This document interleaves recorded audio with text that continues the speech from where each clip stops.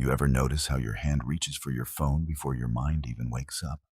Like something inside you is moving faster than your own awareness? Like you didn't choose it. It just happened. And here's the scary part. Cognitive psychologists now say the average person checks their phone 96 times a day. But most of these checks are triggered before conscious decision-making even activates. That means the addiction is happening before you realize you're addicted. And AI has made it 10 times worse, because every scroll, every swipe, every pause in your behavior is being measured, predicted, and optimized against you. So here's the question nobody asks. If AI is shaping your impulses, can AI also help you break them? If you're someone who wants to understand your mind on a deeper level, hit subscribe to Mind for AI. It genuinely helps this channel grow. And if you want more episodes like this, you know what to do. But now, let's go deeper. Cognitive AI researcher Dr. Adam Ghazali said something terrifying once, that digital platforms have become the perfect storm of behavioral triggers because they use the same reinforcement loops casinos use, but at a millisecond precision. And the worst part? You think you're in control. Let me take you inside the mind of someone who thought they were strong enough to resist it. Lena wasn't weak. She wasn't undisciplined. She wasn't the kind of person who'd get trapped by something as small as a screen. At least, that's what she told herself. She worked at a design studio, brilliant girl, fast mind, always pushing her creativity. But she had one tiny habit. She checked Instagram just for 5 minutes whenever she felt mentally stuck. 5 minutes became 15. 15 became 40. And eventually, her brain began doing something subtle, something dangerous. It started searching for discomfort just so it had an excuse to open the app. She didn't know this, but neuroscientists now say that digital platforms train your brain to convert boredom into a trigger. And once that association is formed, your mind stops tolerating the quiet moments it used to handle easily. One day, she sat in a cafe trying to finish a project for a big client. Her mind hit a tiny creative block, and without even realizing it, her hand moved. Thumb unlocked the screen. App opened. Scroll, scroll, scroll. And then something hit her. A whole hour had gone. She didn't remember half of what she saw. She just felt empty, irritated, disconnected from herself. But the real pain wasn't the time she lost. It was the moment she realized something else was deciding her behavior. Not her. She told herself she'd stop. She deleted the app. She felt strong. 2 days later, she was back on it. Not because she wanted to return, but because the discomfort of not checking seemed heavier than the guilt of checking. That was when she whispered the sentence many people never say out loud. I think I'm addicted to this thing. But even that wasn't her rock bottom. Her rock bottom came later. In a moment I'll reveal soon, because it shows exactly how deep this addiction goes and why most people never escape it. Hold that thought for a second. There's another story you need to hear. Same world, different personality. A boy named Rayan, engineering student, smart, disciplined, always on top of his work. Everyone thought he was the type who'd never fall for digital distractions. But his addiction wasn't social media. It was YouTube. He watched educational content, motivational clips, tech reviews, nothing harmful. Except something strange began happening. He'd open YouTube to watch a 5-minute tutorial, and suddenly it was 2 hours later. He wasn't watching nonsense, but he wasn't controlling the content. The algorithm was. And the algorithm had learned his dopamine patterns better than he understood his own. You see, neuroscience now shows that variable reward systems, unpredictable video lengths, unexpected recommendations, emotionally diverse content, create the strongest behavioral loops because the brain keeps chasing the next peak stimulation. TikTok didn't invent it. Slot machines did. Rayan noticed something dark one night. He was preparing for an exam. Tired, overwhelmed. He took a short break to watch just one video. Then one more. Then one more. And then, instead of returning to work, his mind said something terrifying. Let's watch something productive instead of studying. It's still progress, right? In that moment, he realized his mind wasn't trying to help him. It was trying to escape the feeling of effort. and YouTube was giving it the easiest escape route. He felt disgusted with himself, not because of the procrastination, but because he suddenly understood why people say digital addiction feels like soft self-destruction. He wasn't choosing, he was reacting, and he hated that version of himself. But the moment that broke him, the moment that actually changed the direction of his life, was the moment he heard his little brother say, "You're always watching something, even when I'm talking to you." That sentence stabbed deeper than any algorithm ever could. Two different people, two different platforms, one identical battle. And now we come to the cliffhanger, the point most people reach but never escape. The moment when they finally ask, if I can't trust my own impulses, how do I break free? Because here's the truth, they had already tried self-control. They tried deleting apps, they tried disabling notifications, they tried screen timers, but none of it worked. Because they were fighting a machine-powered addiction, with human willpower alone. And humans always lose that battle. But they didn't know that something else existed. A way to flip the dynamic.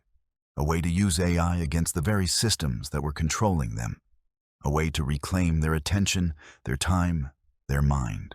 That's what I'll show you in part 2. But before we go there, there's one more piece of pain you need to feel. Because it's the pain that wakes you up. Remember Lena?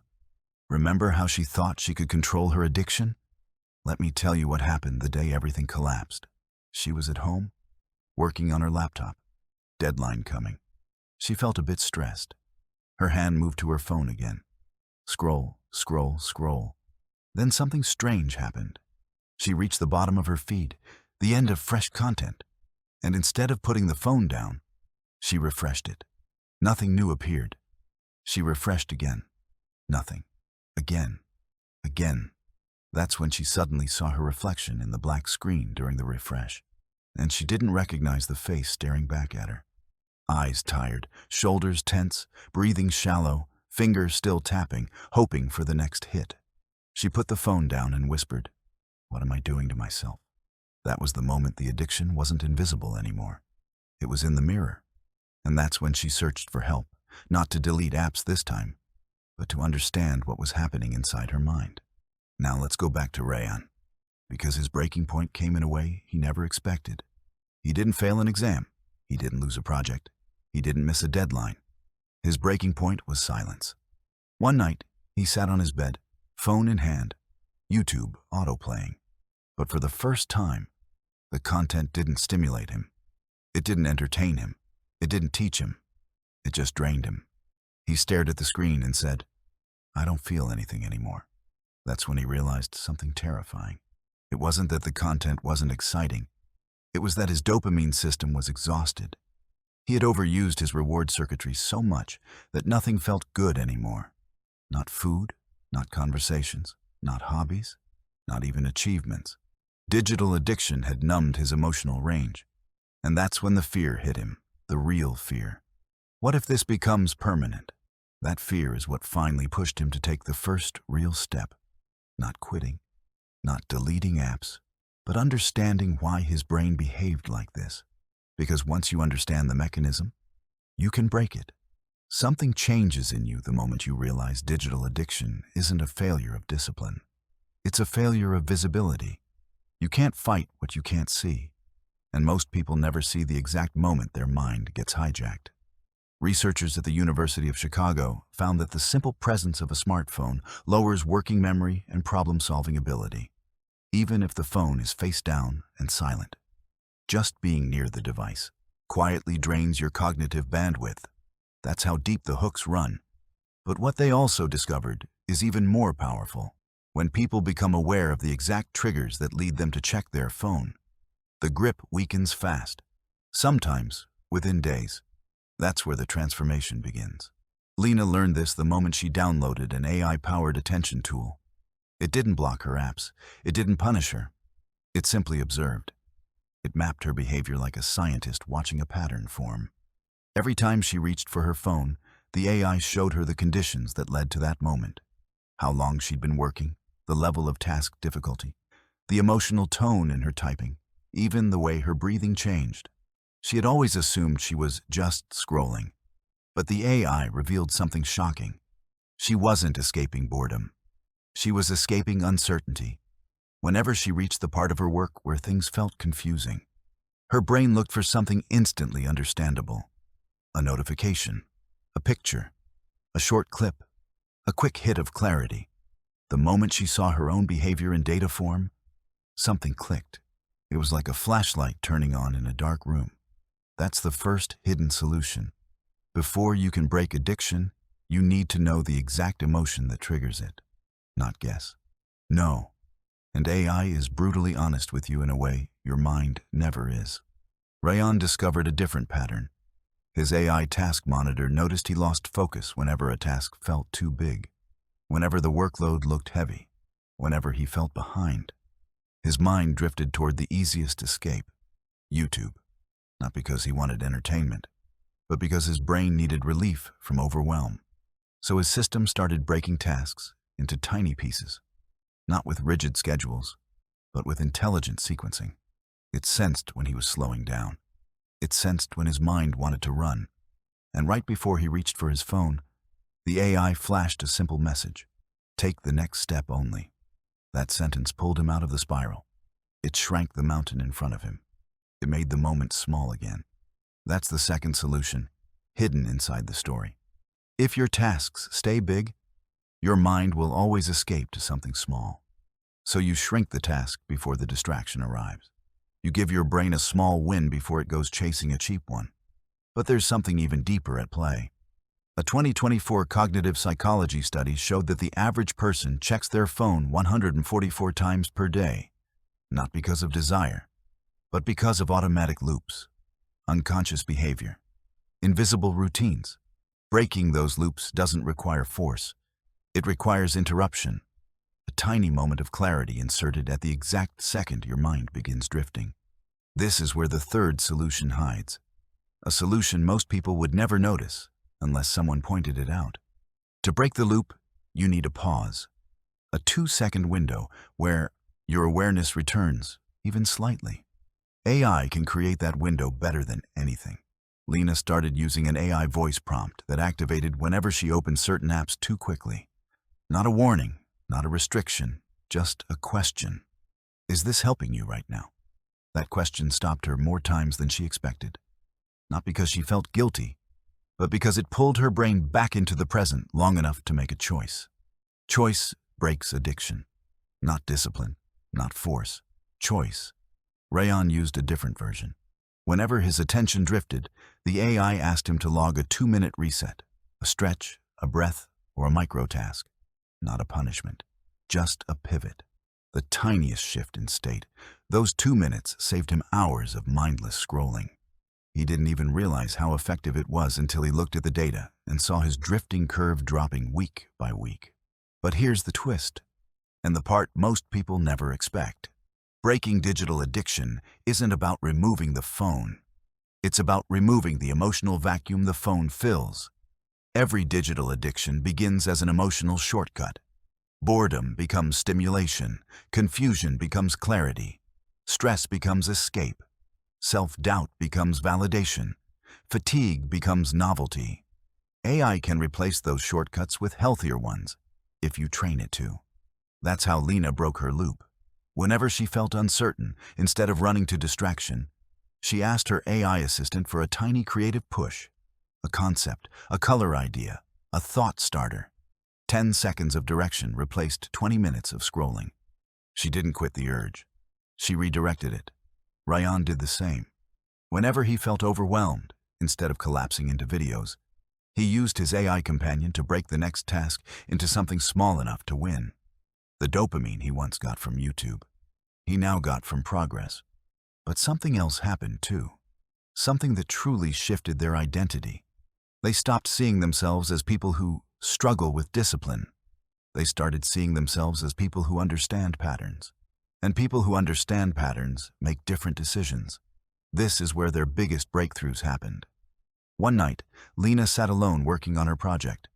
The urge came again, that soft, familiar whisper to just check something. Her hand moved automatically, the way it always did. But her AI assistant interrupted the motion with a calm message. You reach for your phone when you doubt your work. Would you like help generating your next idea? She froze, because it wasn't telling her what to do. It was telling her why she felt what she felt. And in that moment, she didn't open the app. She breathed. She created. She moved forward. A loop that had controlled her for years collapsed in seconds. Ryan's moment came during a brutal study night. He felt exhausted, frustrated, ready to escape into a quick distraction. Lifted his phone, and the AI displayed his progress bar. He was 3 minutes away from breaking his weekly focus streak. 3 minutes. He laughed out loud.